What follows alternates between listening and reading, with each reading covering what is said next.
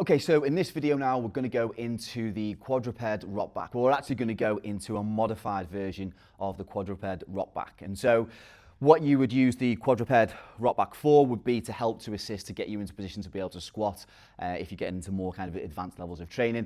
However, we're not going to utilize it for that purpose. We're going to be focused more here on just like a little bit of more hip control and a bit of hip work and hip mobility. So what we're going to do is to just slightly change the position of the quadruped rockback, and we're going to basically bring the knees out a little bit further apart, okay, and we're going to mobilize the hips a little bit more as well, and we're going to allow the back to be able to move that little bit more as opposed to trying to keep in a straight position all the way through. So this is what we're looking to do.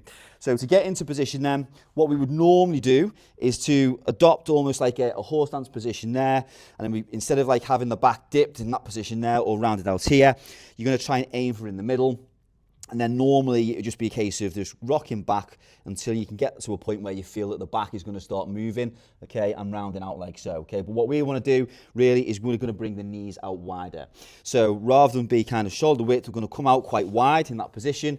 So from there, the knees are going to be quite far wide from where the shoulders are, okay. So you're going to have the knees out nice and wide, okay. So they're out wide from that position there. And then from there is we're going to rock back now, because you're now going to find this a lot more difficult in this position, okay, because we're going to start bringing into play more of the adductor muscles as well, which is where we want to start to mobilize, right, as well as the likes of the hamstrings as well. So we're going to, from that position there, we're going to start to move back here. Okay, yeah, so we try and keep that fit, and then as you get to the lower position here, you'll start to feel a tension within the hips, okay, within the inside of the hips, and then you're just going to bring it back, okay, like so.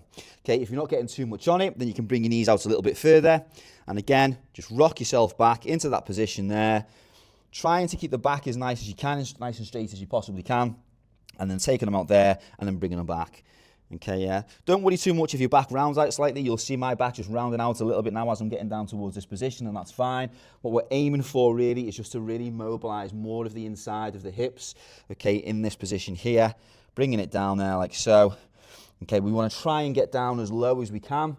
So the back of the legs there, the hamstrings are starting to touch the calves down here. So we want to get down nice and deep into that position, and then we're just going to rock back to the start. Okay, come forward, all the way back down, back into the bottom there, and then back up like so. And so all the way through, down, nice deep stretch, into there, and then back up to the top. And remember, we're always trying to control this movement, okay? So it's just control of the hips is what we're looking for.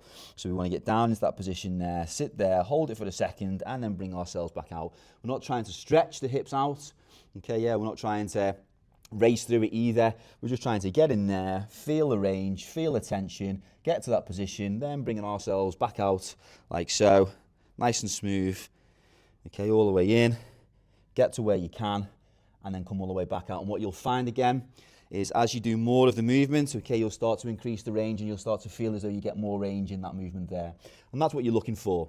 So for this, in terms of how many reps we're going to do, we're going to be looking to do 20 of these, okay, because we want to have plenty of opportunity for the hips to be able to mobilize, the tissues to warm up slightly, and to get further range out of that actual exercise itself. Okay, the team, so get to work on that, at least 20 reps, away you go.